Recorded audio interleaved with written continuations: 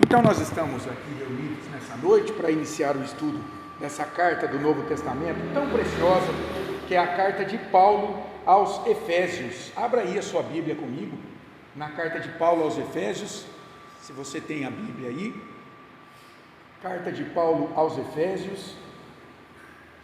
Hoje a gente vai ver os 14 primeiros versículos, o prefácio, a saudação inicial, e também vamos ver aqui algumas bênçãos de Deus que temos em Cristo Jesus. Todos abriram? Carta de Paulo aos Efésios. Vamos ler primeiro a saudação inicial aqui de Paulo aos Efésios. Está aqui nos 2 primeiros versículos, para eu explicar o contexto no qual foi escrita essa carta. Efésios.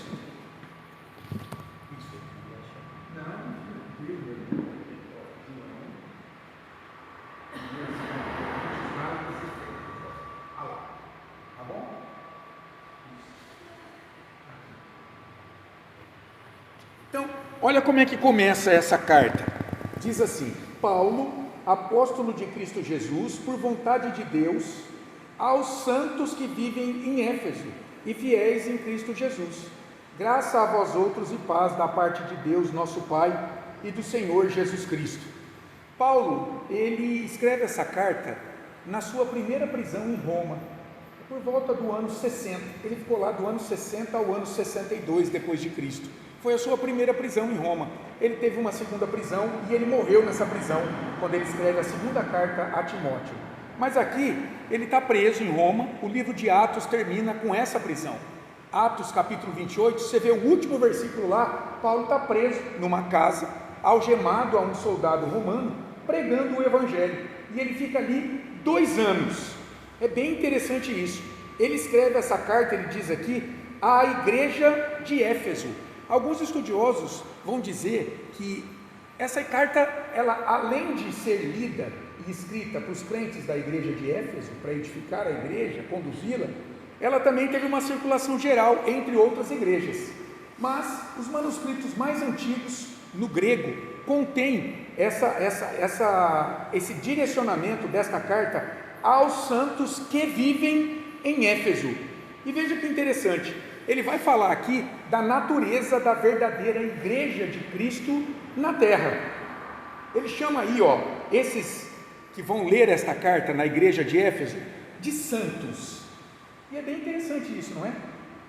Será que esses leitores precisaram fazer algum milagre, precisaram demonstrar em sua vida algo sobrenatural para que fossem chamados de santos? Como é conhecido os santos na igreja católica apostólica romana? Lá, algumas pessoas, quando fazem milagres, coisas extraordinárias, pessoas são canonizadas como santas. Mas será que Paulo precisou ver um milagre na vida desses leitores para chamá-los de santos? Não, porque santo na Bíblia é uma pessoa que é chamada e separada por Deus para servir. E Paulo aqui, quando ele escreve essa carta, ele parte do pressuposto de que na igreja de Éfeso, nem todos podem ser santos, no sentido de terem sido regenerados espiritualmente, pertencerem à igreja invisível, mas ele parte do pressuposto de que alguns leitores ali desta carta são pessoas que foram separadas por Deus para servir a Deus, que de fato fazem parte da igreja. Então ele pode tranquilamente dizer a essas pessoas: olha, vocês são santos. Por quê? Porque não é que vocês não pecam. Esse é um ponto importante. Ser santo na Bíblia não é impecável, mas é alguém que foi unido a Jesus Cristo e agora caminha debaixo da ação do Espírito Santo nesse mundo, caminha separado desse mundo e servindo a Deus com seus dons e talentos. E ele diz aqui, essas pessoas que vivem em Éfeso e fiéis em Cristo Jesus. Essa é uma expressão que vai se repetir aqui.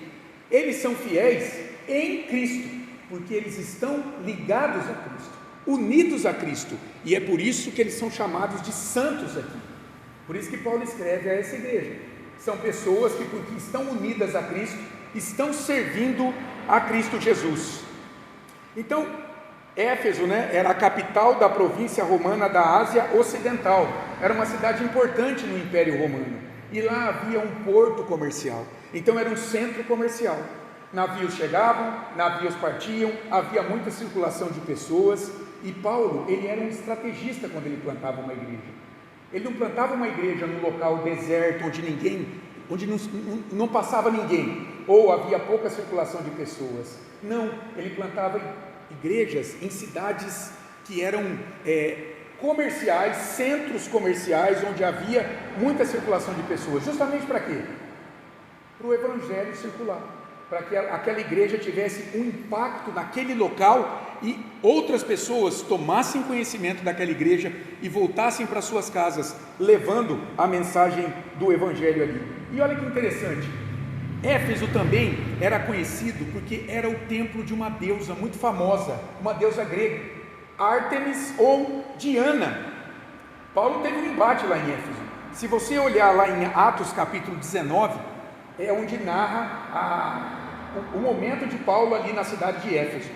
E ele quando ele chegou na cidade, muitos ourives que faziam mini estátuas de Diana ficaram com medo de perder o seu sustento, porque eles começaram a falar assim: chegou aquele que prega contra a nossa deusa, contra a Diana dos Efésios, então a gente vai perder agora o que? A nossa fonte de lucro. Então Éfeso era uma cidade que tinha o maior templo desta deusa grega, que era Ártemis ou Diana. E ele termina essa saudação inicial trazendo aqui um voto ou uma bênção, né? Versículo 2: graça a vós outros e paz da parte de Deus nosso Pai e do Senhor Jesus Cristo. Veja aqui a Trindade sendo destacada nessa bênção inicial. A Trindade, irmãos, ela está sempre agindo na redenção do povo de Deus, na condução da igreja de Cristo nesse mundo. Aqui não é mencionado o Espírito Santo, mas a gente vai ver aqui, a partir do versículo 13 e 14, a obra do Espírito Santo na igreja de Cristo. O Espírito Santo, ele sempre está nos bastidores do Pai e do Filho. O Espírito Santo é aquele que aplica o plano redentor de Deus na eternidade, salvando um povo, e a execução desse plano pelo Filho, morrendo e ressuscitando na cruz. Quem aplica isso no coração de quem ouve esse plano de Deus? É o Espírito Santo. Então Paulo pode chegar muito tranquilamente e abençoar, trazendo a graça e a paz de Deus o Pai e do Senhor Jesus Cristo. Então, depois dessa saudação inicial a esses leitores lá de Éfeso, a gente vai ler os versículos de 3 a 14, onde Paulo vai falar aqui de muitas bênçãos espirituais que nós temos por fazermos parte da igreja de Cristo. Olha que interessante. Vamos ler um versículo cada um, como a gente costuma fazer? Do 3 ao 14. Bendito Deus e Pai de nosso Senhor Jesus Cristo, que nos tem abençoado com toda a sorte de bênção espiritual nas regiões celestiais em Cristo. Assim como nos acolheu Ele antes da fundação do mundo, para sermos santos e irrepreensíveis perante o amor. Nos predestinou para Ele, para a adoção de filhos, por meio de Espírito segundo beneplácito da sua vontade, para louvar a glória de sua graça, pela qual nos fez agradáveis a si no amado, No qual temos a redenção pelo seu sangue, a remissão dos pecados, segundo a riqueza da sua graça.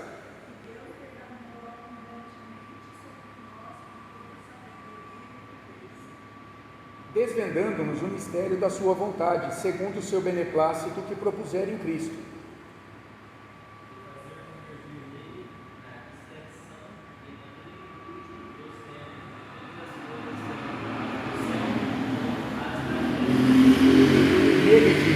No qual fomos também feitos herança, predestinados segundo o propósito daquele que faz todas as coisas conforme o conselho da sua vontade, com o fim de sermos para louvar a sua glória, nós os que primeiro esperamos em Cristo. em quem também nós, depois que ouviste a palavra da verdade, o evangelho da nossa salvação, tendo nele também crido, foste selados com o Espírito Santo da promessa.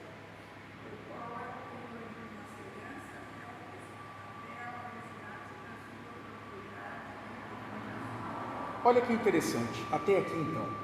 Esse texto aqui, ele pode ser dividido em 3 partes, muito claras aqui. Percebam que há 3 partes que terminam com a mesma sentença. Olha aí comigo o versículo 6, para louvor da glória de sua graça, está escrito aqui. Olha o versículo 12 agora, a fim de sermos para louvor da sua glória. E olha o versículo 14, em louvor da sua glória. Então os estudiosos, eles dividem em 3 partes aqui. A primeira parte, que termina no versículo 6, fala da obra do Pai, concedendo bênçãos à igreja de Cristo. A segunda parte, que vai do 6 ao 12, fala da obra do Filho, executando o plano do Pai. E a terceira parte, que vai do 13 ao 14, fala da obra do Espírito Santo. Então Paulo aqui, ele vai começar a apresentar bênçãos espirituais que nós temos por pertencermos a Cristo. E olha que interessante, quando a gente analisa esses versículos de 3 a 14, sabe quantas vezes é mencionado em Cristo, nele, no qual? Sabe quantas vezes é mencionado isso? Que aconteceu alguma coisa porque nós estamos em Cristo, ou nele, ou seja, em Cristo aconteceu alguma coisa. 13 vezes é mencionado isso. E isso mostra o quê? Que a fonte das nossas bênçãos espirituais está ligada a pertencermos a Cristo. E quais são algumas dessas bênçãos que a gente vê aqui? Vamos ver o versículo 4? Olha lá, olha o que ele diz no versículo 4. Vamos tentar ver algumas bênçãos que nós temos por pertencermos a Cristo. Ele diz assim, primeiro, vamos primeiro lá, não, vamos no 4 mesmo, vamos ver as bênçãos primeiro, assim como nos escolheu nele antes da fundação do mundo. Então, o Pai nos escolheu em Cristo antes da fundação do mundo. O que isso aí lembra vocês? Tem alguma doutrina preciosa aqui? Deus, antes de ter criado o mundo, elegeu um povo, escolheu um povo de toda a humanidade caída. Aqui, meus caros, é a doutrina da eleição, uma doutrina difícil de ser aceita por muitas pessoas, mas ela é bíblica. Eu entendo que ela é difícil de ser aceita. Deus olha para toda a humanidade caída antes de criar todo o mundo e escolhe um povo. Com base em que ele escolhe? A gente vai ver. Olha só, o versículo 6 diz, para louvor da glória de sua graça. Por que Deus escolhe um povo para salvar? Para o louvor da sua glória. Essa é a resposta. As pessoas ficam procurando critérios, razões, tentando ver se Deus é justo ou não e deixar outros condenados.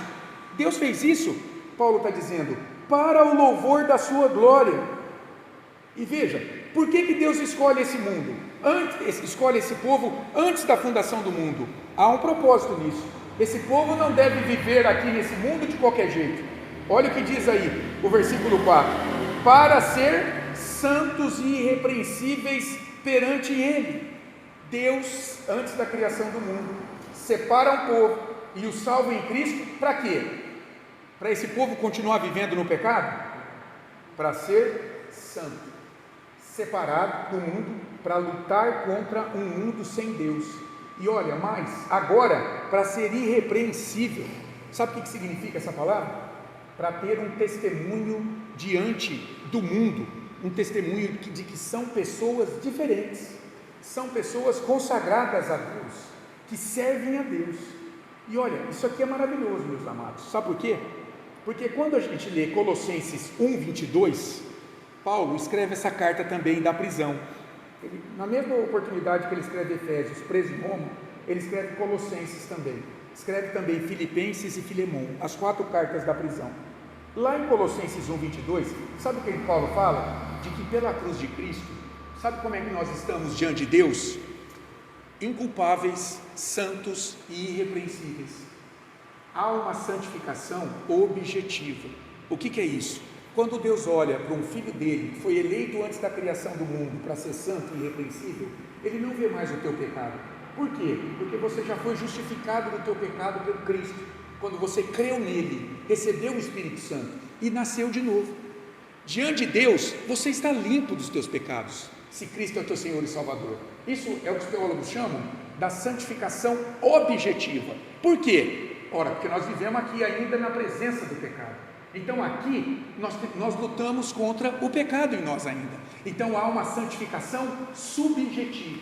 Essa ainda nos faz pecadores aqui, mas o nosso pecado não nos condena mais diante de Deus. Por quê? Porque diante dele nós estamos santificados pelo sangue de Cristo. Por isso que Paulo pode dizer aqui, esse povo aí foi chamado para ser santo e irrepreensível perante ele, perante Deus, em Cristo. Objetivamente, a igreja já é santa e irrepreensível. Entendeu isso? Embora aqui ainda ela é militante, ela caminha ainda na presença do pecado. Quando é que Deus vai tirar a presença do pecado em nós? Em que momento? Só na glória, só lá na glória.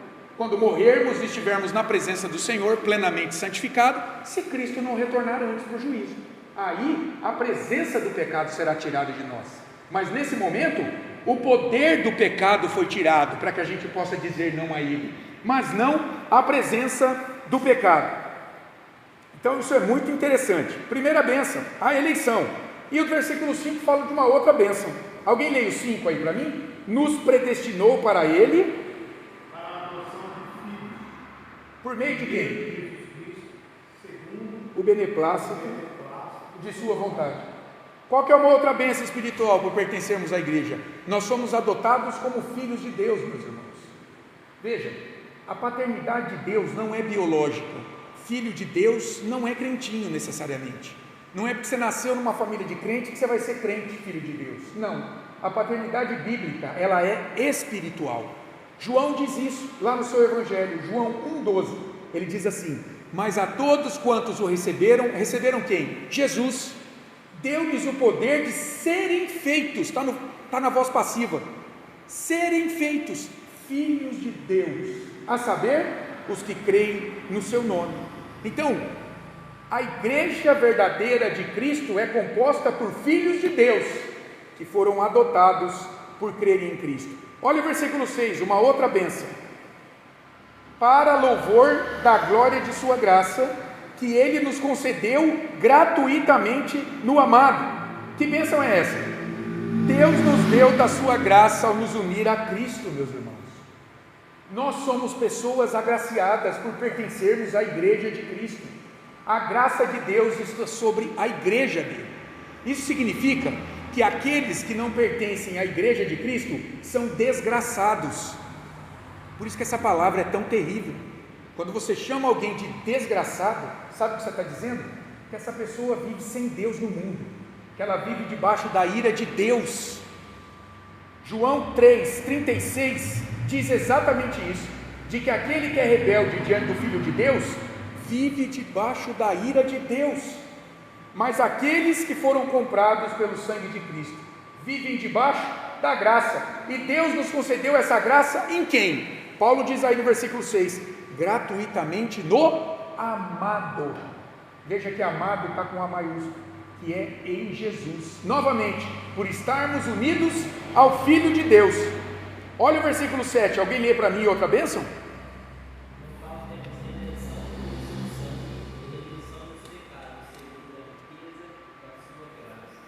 Em Cristo nós temos o que como igreja dele? Redenção. Sabe o que é redenção? É libertação do jugo da escravidão do pecado.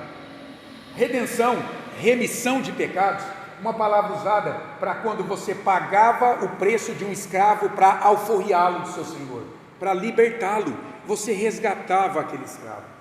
Então, quando Paulo diz que por estarmos unidos a Cristo e fazermos parte da igreja de Cristo, nós temos a redenção, aqui ele fala, pelo seu sangue, a remissão dos pecados, está dizendo que nós fomos libertos de uma prisão. Que prisão é essa? A prisão do pecado, a prisão da morte, a prisão do diabo. A igreja é um organismo vivo, libertado das garras do diabo, libertado da opressão do pecado. Por quê? Porque o sangue de Cristo foi derramado sobre ela, porque o perdão dos pecados veio sobre ela e nos trouxe propiciação, ou seja, o sangue de Cristo aplacou a ira de Deus, nos tornou favoráveis diante de Deus, nós fomos aceitos diante de Deus. Foi pregado isso domingo no culto da ressurreição. Isso é a justificação de pecados. Deus então imputa o nosso pecado a Cristo e a justiça de Cristo a nós e nos torna aceitáveis diante dele. Então, que bênção maravilhosa essa, não é? O versículo 8 traz outra. Alguém leia para mim?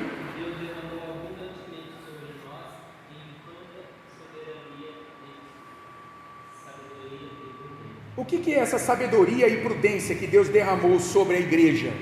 Os leitores que Paulo está escrevendo aqui. É justamente, irmãos, essa revelação do plano de salvação de Deus em Cristo.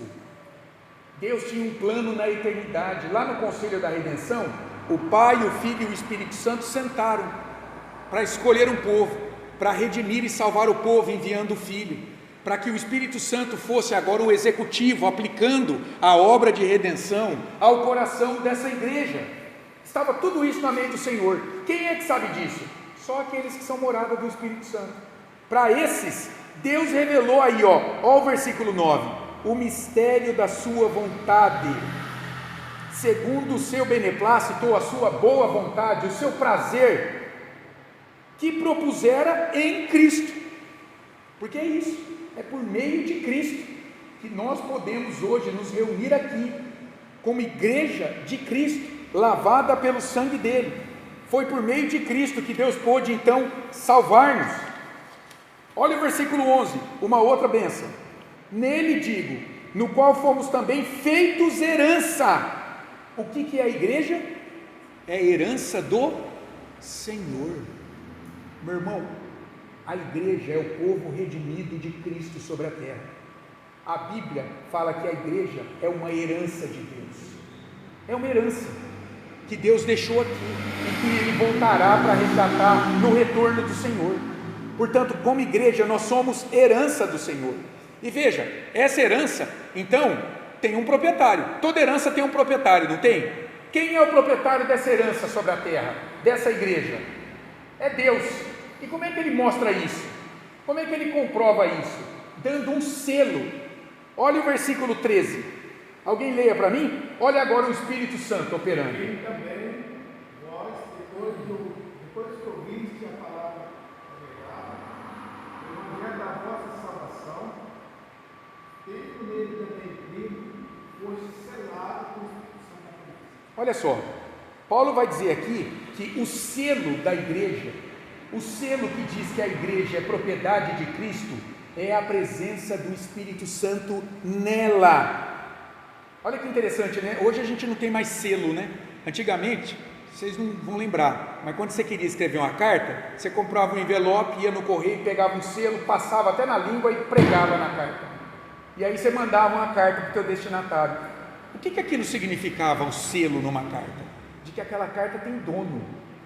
E se o destinatário não fosse achado, o que acontecia com aquela carta? Voltava para quem? Para o remetente. Por quê? Porque o selo significava propriedade. O Paulo dizendo que o selo do Espírito Santo é aquilo que traz a propriedade da igreja de Cristo. A igreja tem um dono, tem um proprietário. Quem é? É Deus, a salvando, a elegendo, a purificando em Cristo. Que coisa maravilhosa. E o versículo 14 completa, né? O Espírito Santo é também uma garantia da nossa herança. Então veja, nós não somos só a herança de Deus sobre a terra, mas nós vamos ter uma herança de Deus. E qual que é a garantia de que nós vamos receber essa herança? O penhor aí é o Espírito Santo. Ele é selo, traz a propriedade, e ele também traz a garantia de que quando Cristo voltar, Ele vai nos resgatar como seu povo, porque nós somos o povo de propriedade do Senhor. Sabe o que isso aqui não mostra, esse versículo 14? Ele fala da certeza da salvação, pela garantia da presença do Espírito Santo na igreja. Meu irmão, alguém que é salvo, tem o selo do Espírito Santo, ele é propriedade de Deus, ele não pode perder a salvação. Se ele é propriedade de Deus, se ele tem o Espírito Santo, ele não pode perder essa salvação. Se ele diz que perdeu a salvação, é porque ele nunca foi selado, entenderam? Ele nunca foi propriedade de Deus, então ele nunca foi salvo. Ele não pode perder o que ele nunca teve. Mas se ele tem o selo do Espírito Santo, autenticando que ele é propriedade de Deus, que há uma garantia de que o Espírito Santo vai trazer aquela herança bendita, a vida eterna, um céu glorioso para ele, quando Cristo voltar para resgatá-lo como seu povo, então ele não pode perder isso. É por isso que nós, reformados, nós não cremos que uma pessoa pode perder a salvação. Não, se ela perdeu, se ela apostatou da fé, se ela se desviou da fé, ela nunca foi salva verdadeiramente, nunca foi ovelha do aprisco de Cristo, nunca pertenceu a Cristo, entende? Agora olha só, olhando para essas bênçãos espirituais, a gente pode pensar assim: como essas bênçãos se relacionam, primeiro, com o passado? Olha o versículo 4 novamente. Assim como nos escolheu nele antes da fundação do mundo. Essas bênçãos foram projetadas para a vida da igreja quando nada havia, meus caros. Você já parou para pensar? Que se você faz parte da igreja verdadeira de Cristo, selada com o Espírito Santo, Deus estava com você na mente e no coração dele quando nada existia, antes de ter criado você. Lá no passado, todas essas bênçãos já haviam sido planejadas para a tua vida, e essas bênçãos espirituais também têm uma relação com o presente. Olha o versículo 7, no qual temos a redenção. Paulo está preso em Roma, e ele sabe que ele está salvo, perdoado dos seus pecados em Cristo. Então ele pode dizer, o verbo está no presente aí no versículo 7, nós temos a redenção. Não é que nós vamos ter, não é que nós tínhamos e perdemos, nós temos essa redenção. Olha o versículo 22 que nós não lemos. E pôs todas as coisas debaixo dos pés de quem? De Cristo, e para ser o cabeça sobre todas as coisas, no céu e na terra. O que Deus fez?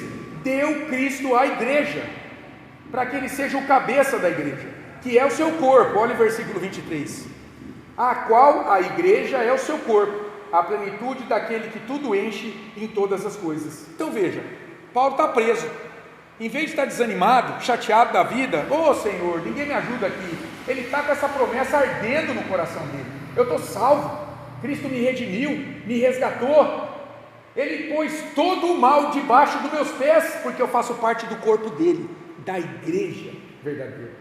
E claro, essas bênçãos espirituais têm uma relação também, um apontamento para o futuro. Olha o versículo 14, o qual o Espírito Santo é o penhor, a garantia da nossa herança, até ao resgate da sua propriedade. Propriedade é do seu povo. Quem é o povo de Deus sobre a terra, que Cristo vai voltar para resgatar? A igreja. Estão percebendo a relação dessas bênçãos espirituais com o passado na eleição, com o presente na redenção e com o futuro, quando Jesus voltar para resgatar a sua igreja? Vamos lá para o versículo 3 agora do texto, e vamos ver uma expressão aqui interessante.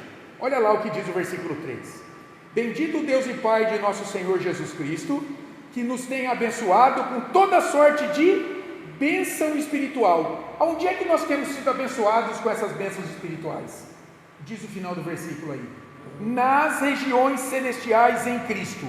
5 vezes Paulo vai mencionar nessa carta esse negócio, regiões celestiais. Onde é isso, hein? Onde é que Deus traz essas bênçãos espirituais para a sua igreja? Onde é que é essas regiões celestiais?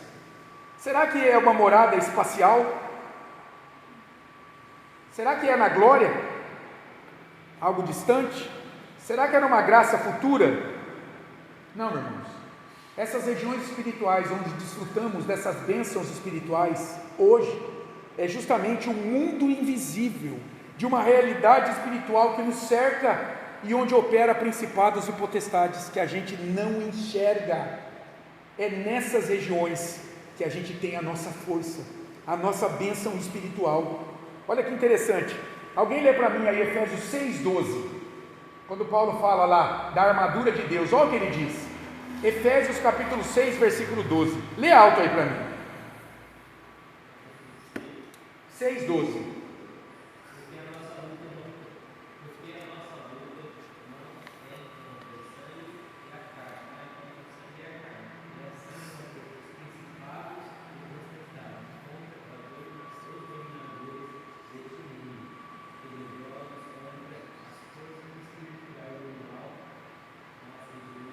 Olha lá, a nossa luta não é contra o sangue e a carne, é contra potestades e principados, dominadores deste mundo tenebroso, e eles atuam onde? Nas regiões celestiais. É ali que nós precisamos de força para enfrentar os dramas da vida, as lutas. É ali onde a gente não enxerga. É ali que Paulo está dizendo que a gente é abençoado espiritualmente. Você quer ver? Olha aí o versículo 20 do capítulo 1. Capítulo 1, versículo 20. O qual Deus exerceu um poder ressuscitando Cristo, o qual exerceu ele em Cristo, ressuscitando dentre os mortos e fazendo sentar à sua direita, aonde? Nos lugares celestiais. Cristo está ali sentado, reinando. Você quer ver como é que a igreja está com ele lá? Olha o versículo, capítulo 2, versículo 6. Capítulo 2, versículo 6. E juntamente com ele, com quem? Com Cristo. O que fez Deus? Nos ressuscitou espiritualmente e nos fez assentar aonde? Nos lugares celestiais em Cristo Jesus. Entenderam isso? A igreja está reinando com Jesus nos lugares celestiais sobre todo o mal, irmãos. É ali que a gente tem que ter poder para enfrentar principados e dominadores, para que eles não nos destruam. Olha o capítulo 3, versículo 10. É pela igreja que a multiforme sabedoria de Deus se torna conhecida. De quem? Dos principados e potestades. Aonde? Nos lugares celestiais. Está vendo? Olha o poder da igreja. Então, isso aqui é algo muito interessante. A gente tem que pensar o seguinte: onde é que está a nossa bênção? Onde se deu a nossa libertação? Segundo esse texto, em um mundo espiritual que não vemos.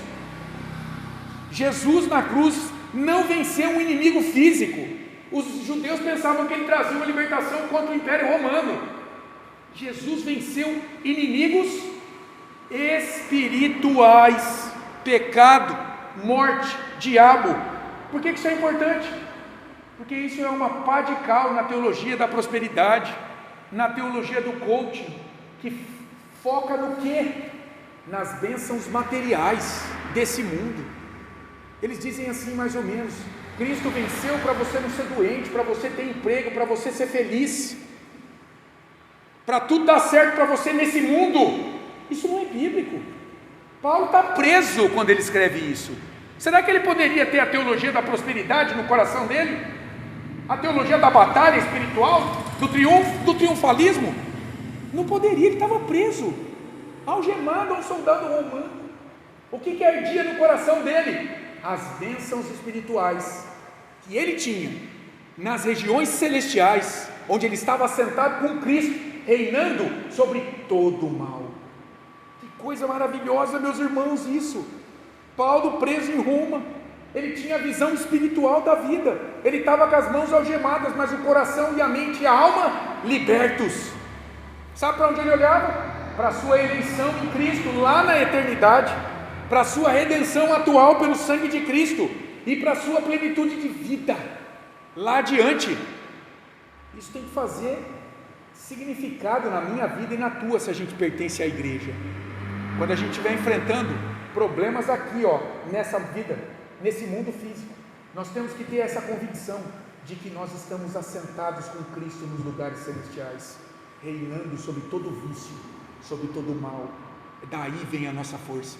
Entenderam isso? Alguém quer falar alguma coisa sobre isso? Qual era a riqueza da vida de Paulo? Era uma riqueza material? A graça de Deus o elegendo e o salvando em Cristo, o fazendo sua herança e lhe dando uma herança.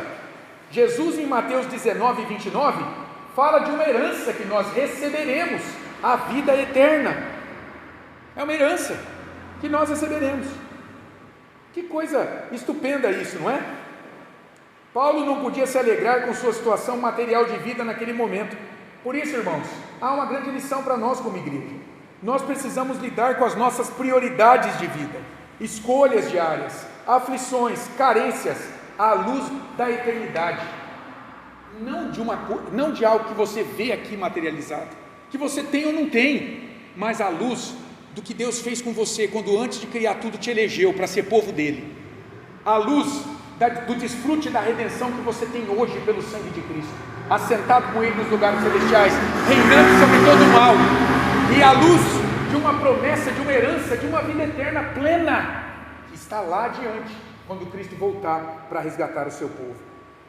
Vamos ver agora de maneira mais detida aqui, quais as contribuições de cada pessoa da Trindade nessas bênçãos espirituais. Olha que interessante, a gente já viu, né? No versículo 3, Paulo se apresenta aqui dizendo que ele agradece ao Deus Pai, nosso Senhor Jesus Cristo, que tem abençoado ele e os seus leitores com toda a sorte de bênção espiritual nas regiões celestiais em Cristo. E aí no versículo 4 ele começa a falar do que fez o Pai. O Pai planejou a salvação.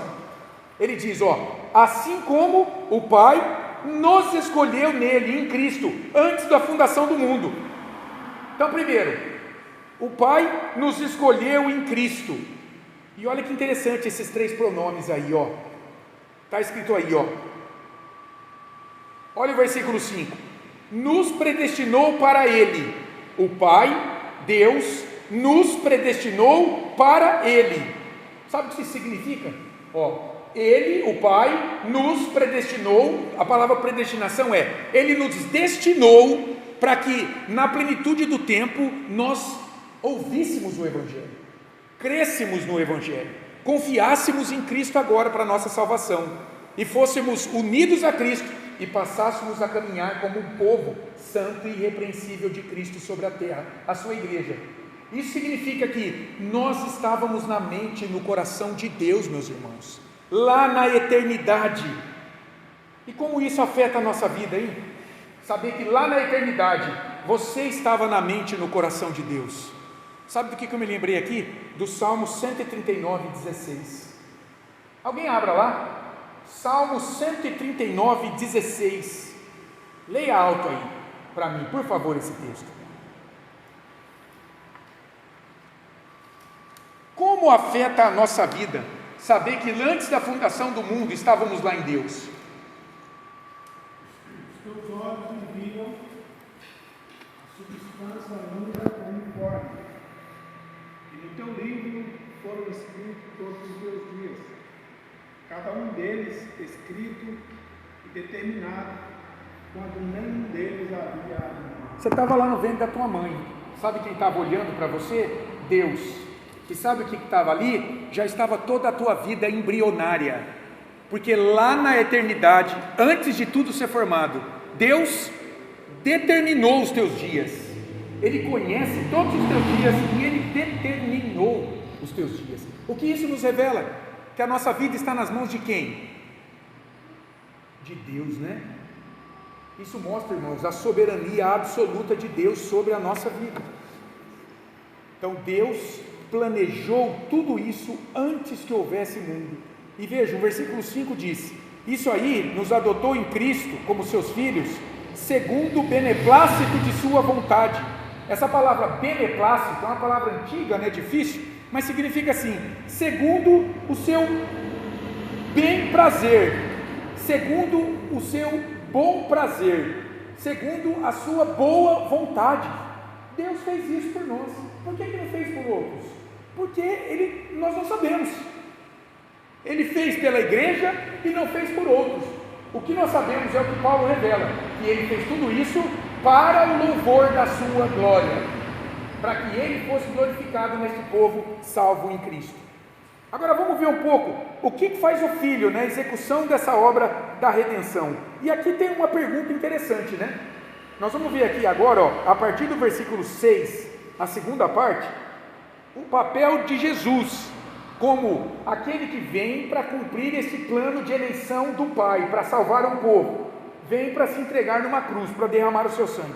E eu pergunto, Cristo já está reinando hoje? Ou Ele voltará no futuro para reinar sobre céus e terra?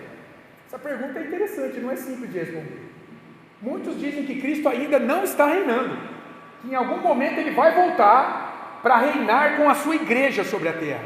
Mas será que é isso que Paulo está dizendo? Será que essa é a convicção do apóstolo Paulo? Será que ele não está sentado nos lugares celestiais, reinando com Cristo já? Como ele já disse, que é uma bênção. Olha o versículo 10. Paulo está dizendo assim no 10, de fazer convergir nele, em Cristo, ou seja, de direcionar, de concentrar em Cristo alguma coisa. O que Deus vai fazer? Concentrar em Cristo. Na dispensação da plenitude dos tempos, todas as coisas, tanto as do céu como as da terra. Agora, eu vou ler mais alguns versículos, depois eu vou explicar. Olha o versículo 22 e 23 do capítulo 1. E pôs todas as coisas debaixo dos pés. Que todas as coisas são essas? Todas as coisas no céu e na terra. Tudo que existe está debaixo do quê? Dos pés de Cristo. E para ser o cabeça sobre todas as coisas, que todas as coisas? Tudo que existe sobre céus e terra. Deus colocou Cristo acima de tudo que existe, do céu e da terra. E para ser o cabeça disso, Ele deu Cristo a quem? A igreja, que é o seu corpo, a plenitude daquele que a tudo enche em todas as coisas. Então preste atenção, porque Paulo está dizendo que o cabeça da igreja, que rege a igreja com o seu poder, é Cristo. E todas as coisas no céu e na terra estão debaixo do quê? De Cristo e da sua igreja. E ele já havia dito que a igreja está reinando com ele aonde? Nos lugares celestiais. Entenderam, irmãos? Então Cristo já está reinando. E Ele está reinando por meio de quem? Por meio da igreja, por meio do seu povo. Olha os versículos 22 e 23. Cristo é o cabeça da igreja, que é o seu corpo. Todas as coisas que existem estão debaixo dos seus pés, estão debaixo da autoridade de Cristo. E olha, é pela igreja que Ele manifesta a sua sabedoria diante do mundo mau, reinando. Olha novamente o capítulo 3, versículos 10 e 11 de Efésios. Para que pela igreja a multiforme sabedoria de Deus se torne conhecida agora dos principados e potestades nos lugares celestiais, segundo o eterno propósito que estabeleceu Deus em Cristo Jesus, nosso Senhor. Entenderam isso? Que coisa grandiosa isso aqui. Cristo está reinando sobre principados e potestades, sobre os inimigos da nossa vida, conosco, como igreja dele, nos lugares celestiais. Isso tem que trazer consolo a cada um de nós, tem que trazer força, entendimento, para você saber que você não é qualquer coisa, que os teus inimigos estão debaixo do teu pé, se você pertence à igreja de Cristo. Entende isso? Isso é grandioso demais. O versículo 11 vai dizer que em Cristo Deus nos fez a sua herança, um povo redimido. É por isso que o apóstolo Pedro, meus irmãos, quando olha para a igreja, olha o que ele vai dizer lá em 1 Pedro capítulo 2, de 9 a 10. Eu vou ler para vocês. Olha como Pedro olha para a igreja em Cristo.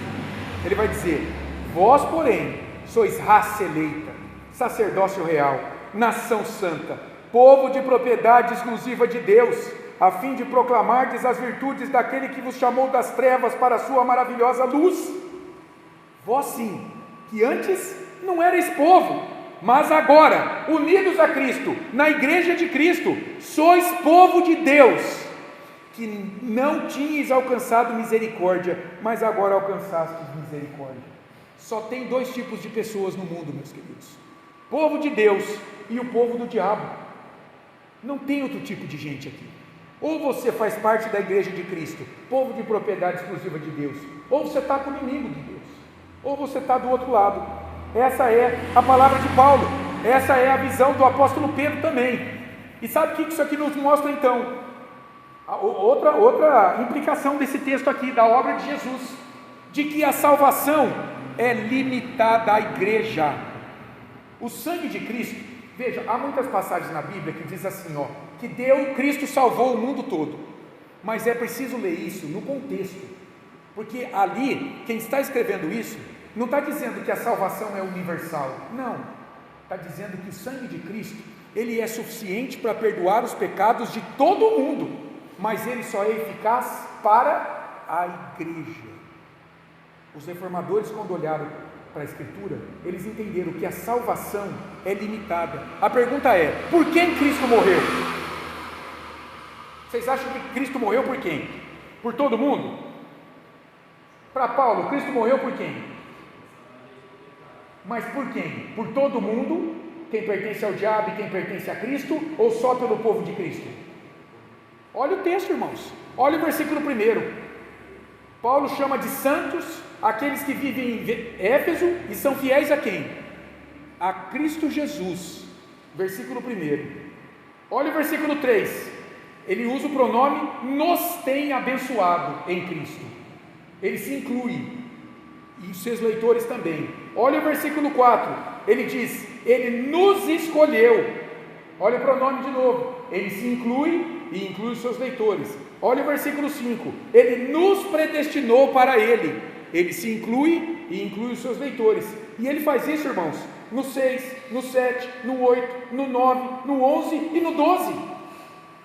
Esse pronome nos inclui Paulo e os seus leitores cristãos. Por quê? Porque a base da salvação é eles estarem unidos a quem? A Cristo. Portanto, a salvação é para quem está unido a quem? A Cristo. E quem está unido a Cristo faz parte de que corpo? Efésios 1, 22, 23. A igreja. Pegaram isso? Cristo morreu pela sua igreja, meus queridos. Não caiam fora disso aí que a salvação é para todo mundo. Quem diz isso, você pode ter certeza, não tem compromisso com a igreja de Cristo e está arrumando um jeitinho de justificar a sua falta de fé diante de Deus. Como foi que a igreja se tornou propriedade de Deus? Paulo diz novamente, nos versículos 5, 9, 11 e 12, por ela estar unida a Cristo. Que coisa maravilhosa! Como você se sente ao saber que você é o povo redimido de Deus, é herança de Deus nesse mundo e é propriedade de Deus? Como é que você se sente, hein? Você já parou para pensar nisso?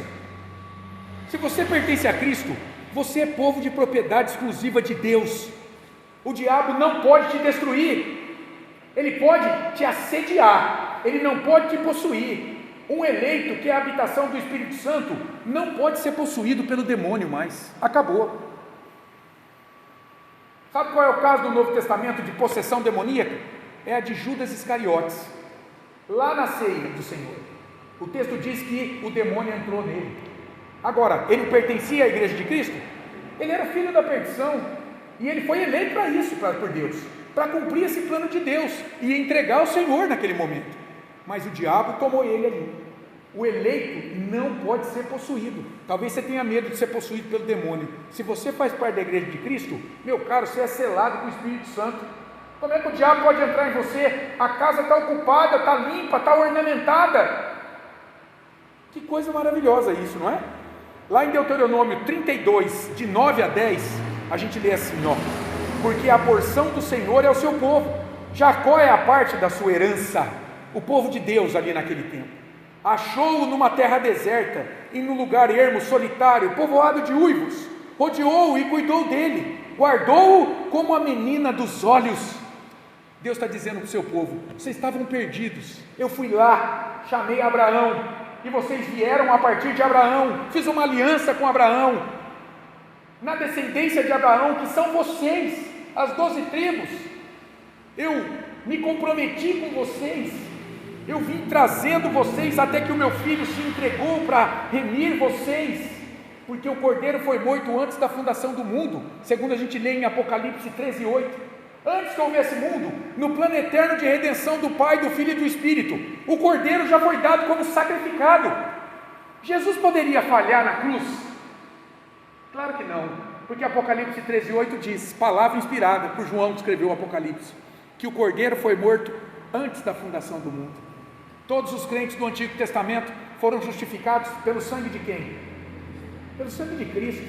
Já havia sido dado por cada um dos crentes do Antigo Testamento, também ali tipificado no sangue daquele animal. Então, meu irmão, como é que a gente se sente ao saber que a gente é herança de Deus, povo de propriedade de Deus, como a menina dos olhos? Sabe a menina dos teus olhos? Ninguém toca na menina dos teus olhos. Ela é protegida por uma série de músculos, por cílios, por pele. Deus usa essa figura nas Escrituras para dizer quem é o povo dele. É como a menina dos olhos que ele cuida com amor. Vamos ver agora um pouco sobre a obra do Espírito Santo, que aplica a redenção do Pai e do Filho ao coração do eleito.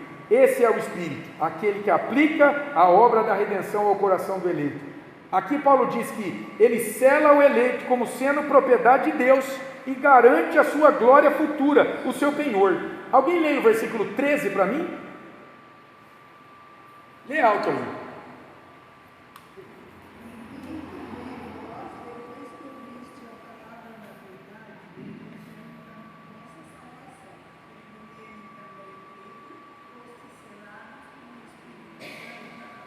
Olha que interessante, Paulo está dizendo assim, seus leitores, aqueles que eles estão dizendo, que ele está pressupondo que são santos, que são fiéis a Cristo, que fazem parte da igreja verdadeira, ele está dizendo assim, vocês ouviram, creram na pregação do Evangelho e foram selados com o Espírito Santo da promessa. Que promessa, hein?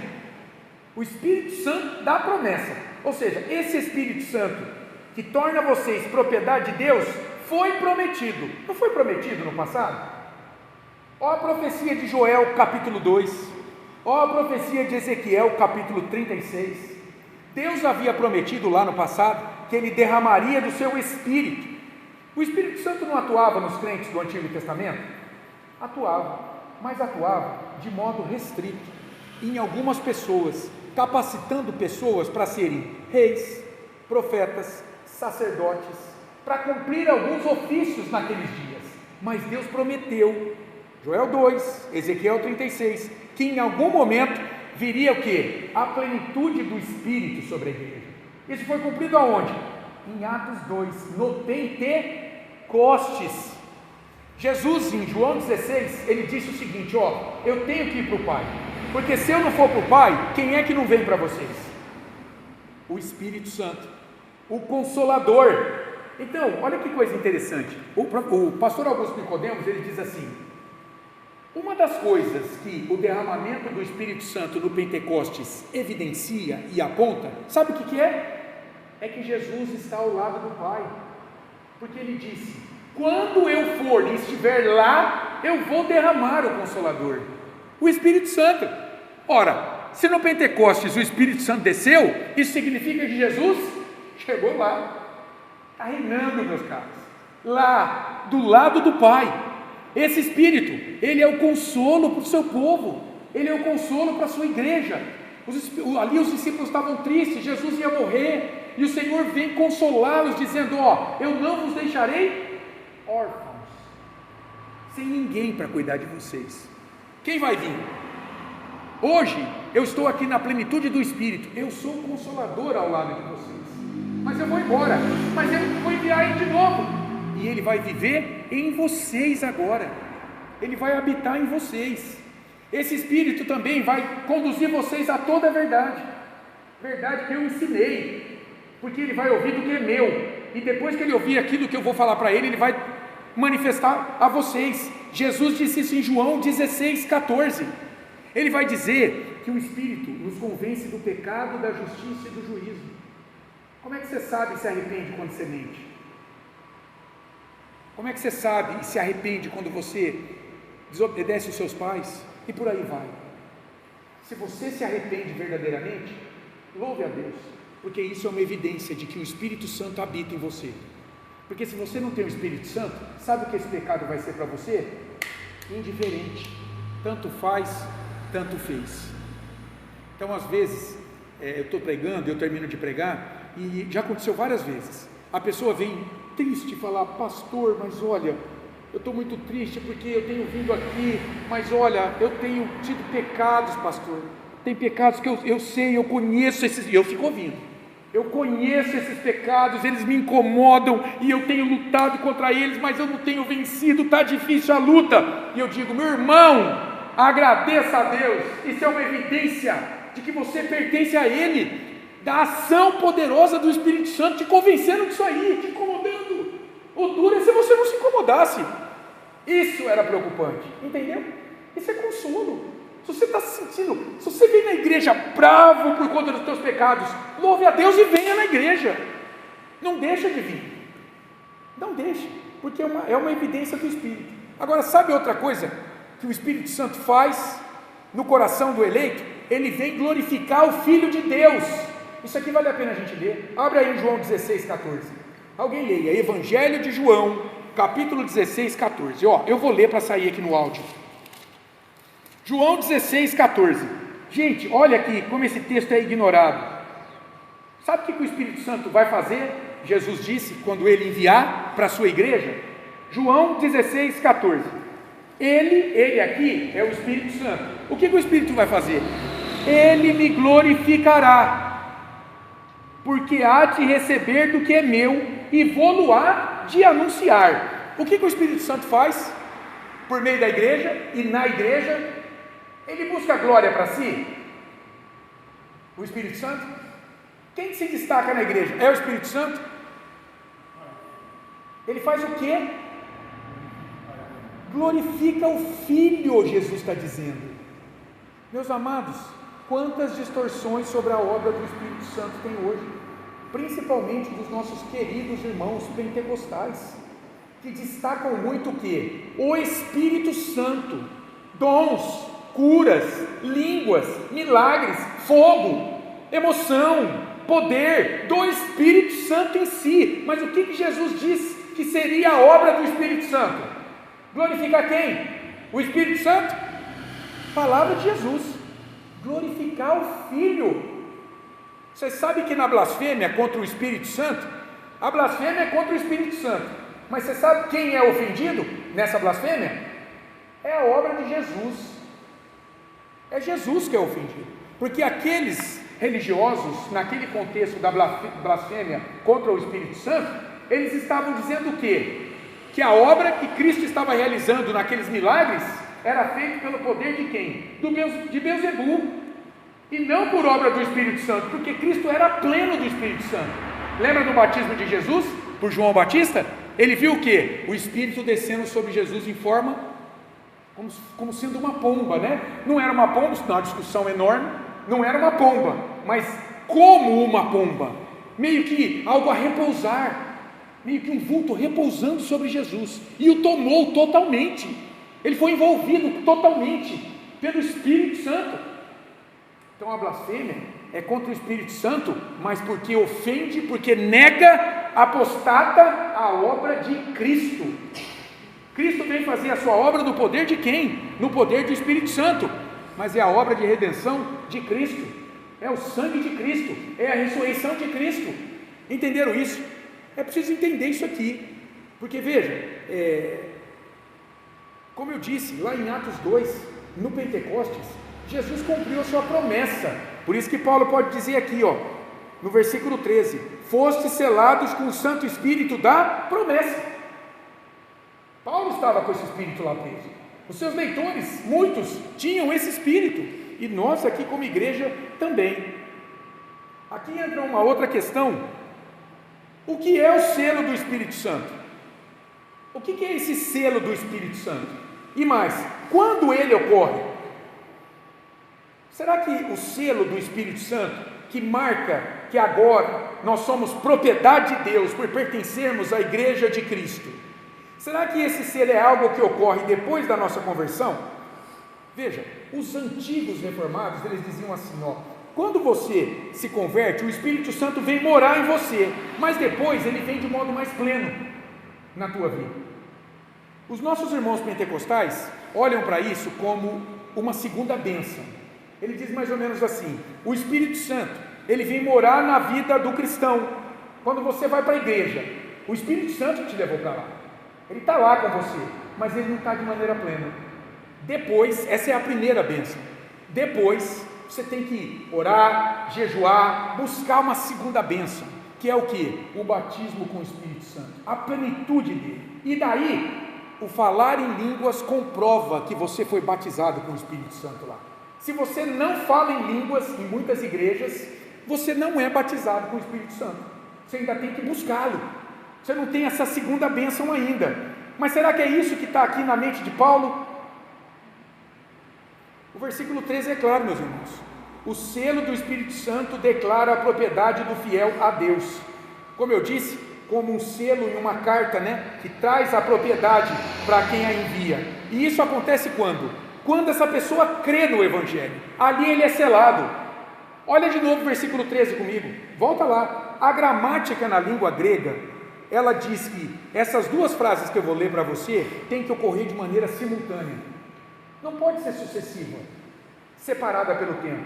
Olha o que está escrito aí no 13: em quem também vós, Paulo está falando para os seus leitores, a igreja, depois que, primeiro, ouvistes a palavra da verdade, foi pregado o evangelho da vossa salvação, e daí, tendo nele também crido.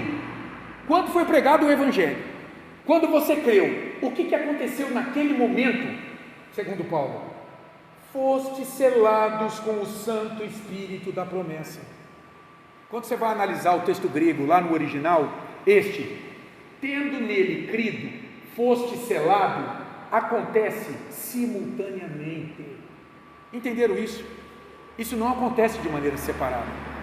Quando você foi regenerado espiritualmente, eu não sei quando foi, mas em algum momento, no meu caso, foi dentro da missa católica, eu ouvi algo, ali o Espírito Santo entrou em mim, ele me selou como igreja de Cristo, ali houve uma operação sobrenatural em mim, eu ouvia o Evangelho, houve Evangelho suficiente sendo pregado, eu ouvi, eu criei, às vezes até de maneira inconsciente, meus irmãos, e houve um selo, eu fui selado com o Espírito Santo. Isso é o batismo com o Espírito Santo. Onde é que acontece o batismo para o Paulo? É uma segunda bênção?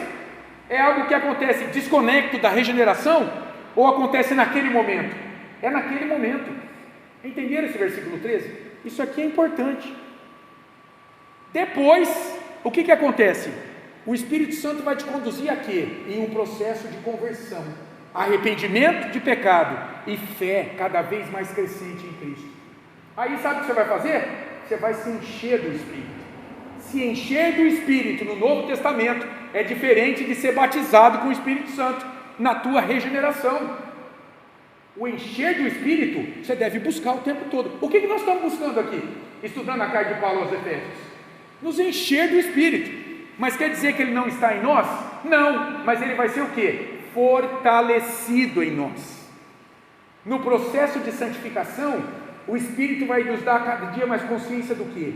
Dos meus pecados que eu tenho que abandonar para ter uma vida santa, um testemunho irrepreensível diante do mundo, por pertencer à igreja. Isso vai ser feito o quê? À medida que eu busco me encher do Espírito, andar no Espírito, segundo Paulo fala. Isso é diferente de ser selado com o Espírito, quando eu fui batizado com o Espírito, unido a Cristo. Para Paulo é isso que acontece. Crer no Evangelho e ser selado pelo Espírito Santo, no versículo 13, aponta para uma ação simultânea no grego. E como o Espírito alcança o eleito? Como é que ele nos alcança? Está aí no versículo 13. De maneira ordinária, é quando alguém ouve a pregação do Evangelho, crê nele e é selado pelo Espírito Santo da promessa. Por que eu digo de maneira ordinária? Porque Deus pode salvar de outras formas, meus amados. Alguém que está lá no meio da floresta pode ser salvo de outra forma. Uma criança que ainda não tem consciência de pecado pode ser eleita por Deus na eternidade e ser salva também. Entende? É por isso que nós, reformados, não vemos problema em batizar crianças. Nós não temos problema com isso, porque o batismo de criança não tem a base na fé dessa criança. É claro que não. Como é que um bebê pode crer em Cristo para receber o batismo? A gente não é credo-batista, nós somos pedobatistas. Por quê? Porque esse batismo é na fé dos pais dessa criança. Esses pais estão dizendo: esse é meu filho, eu quero que ele seja trazido para dentro da família da aliança, eu quero que essa criança cresça agora debaixo das bênçãos de Deus, e que no devido tempo, se ela chegar lá, ela possa o quê? Ouvir a pregação, crer na pregação e ser selada com o Espírito Santo. Entende? Isso que acontece aqui. Romanos 10,17, Paulo fala: a fé vem pela fé na pregação do Evangelho. Que coisa maravilhosa, quanta coisa a gente vê aqui, né? O versículo 14, ou melhor, antes de falar nisso, a gente já está meio adiantado aqui, mas vale a pena falar um pouquinho nisso. A eleição e a predestinação não tornam a evangelização inútil. Sabe por quê? Muita gente diz assim: bom, pastor, se o senhor, como reformado, calvinista, o senhor diz que Deus elegeu o povo antes de criar o mundo, para ser salvo em Cristo? Ora, então para que evangelizar as pessoas se elas vão ser salvas? Não é? Muita gente pensa isso. Fala assim, ó, vocês calvinistas tornam o evangelismo algo inútil. Vocês já está eleito, não precisa pregar para ninguém. É um erro. Isso é totalmente errado. Como é que Deus alcança um eleito? Por meio do quê? Por meio da pregação. Versículo 13. Vocês ouviram a pregação do Evangelho, da palavra da verdade. E daí o Espírito Santo fez o quê? Levou vocês a crerem no que vocês ouviram e selou. Portanto, meus caros, o eleito é alcançado pela evangelização. O fundamento da evangelização, sabe qual é? A eleição do pecador para ouvir, crer e ser selado. E eu te pergunto, o homem deixado só buscaria Deus? O que você acha? O homem deixado só, ele buscaria Deus? Alguém abre aí em Salmo 14 e leia o versículo 2 e 3 para mim, Laís. Lê alto aí. Salmo 14, versículos 2 e 3. Vamos ver a resposta? Do céu olha o Senhor para os filhos dos homens, para ver se há quem entenda, se há alguém que busque a Deus. Verso 3. Todos se extraviaram e juntamente se corromperam, não há quem faça o bem, não há nenhum sequer.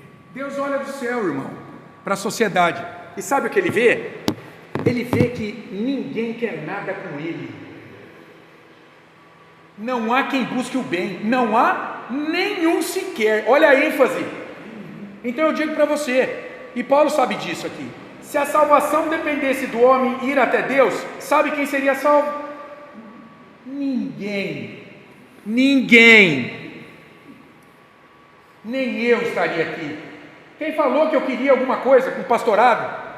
Eu estava lá na minha vida religiosa, acomodado, 30 e poucos anos, mas era plano de Deus me separar e me chamar para o ministério, para eu ser selado com o Espírito quando eu ouvisse o Evangelho sendo pregado. Que coisa maravilhosa.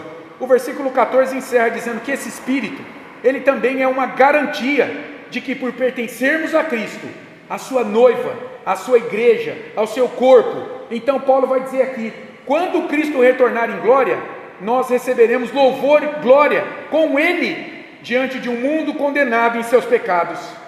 Nós receberemos a nossa herança, meus irmãos, a salvação plena, o gozo do corpo e da alma no novo céu e na nova terra.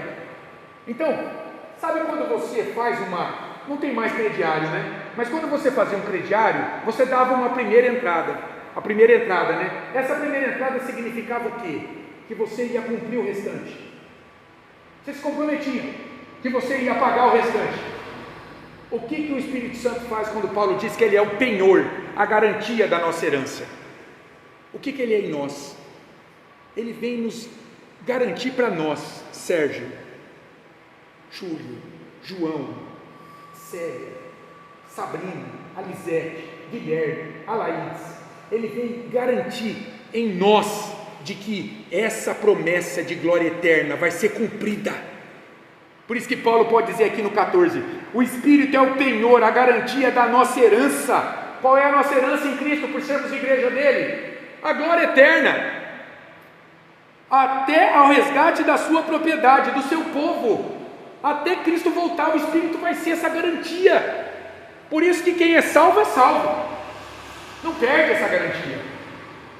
Jesus subiu ao céu e já derramou sobre a sua igreja, não tira de quem já tem. E aí termina em louvor da sua glória. Deus fez tudo isso para a sua glória, não para a nossa glória diante dos homens, diante de um mundo sem Deus, diante de pessoas sem Deus, de uma cultura sem Deus, diante dos nossos próprios interesses nesse mundo. Deus fez tudo isso em Cristo, para a sua glória. E como igreja de Cristo, olhando para esse texto aqui inicial, nós temos que agradecer a Deus, nos render a Deus. Nós temos agora que caminhar dia a dia, escolhendo, priorizando as coisas que glorificam a Deus. Então eu tenho que me perguntar diante de uma escolha: essa escolha glorifica a Deus na minha vida? Veja, vocês abriram mão de um tempo para estarem aqui.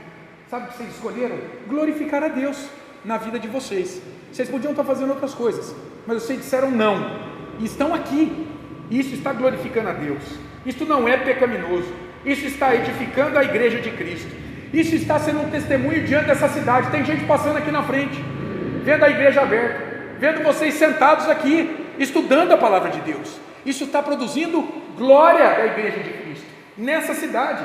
Isso está, sabe o que? Mortificando o pecado na vida de vocês também, neste momento. Que coisa maravilhosa. A gente vê aqui, irmãos, que a salvação é do início ao fim uma obra de Deus em Cristo, no poder do Espírito Santo. O povo de Deus, a igreja de Cristo, é propriedade de Deus, vive pela vontade de Deus e para a glória de Deus. E eu te pergunto aqui, como sua vida precisa mudar para você viver para a glória de Deus? Pense um pouquinho. Tem algo que precisa mudar na tua vida para você começar a viver para a glória de Deus?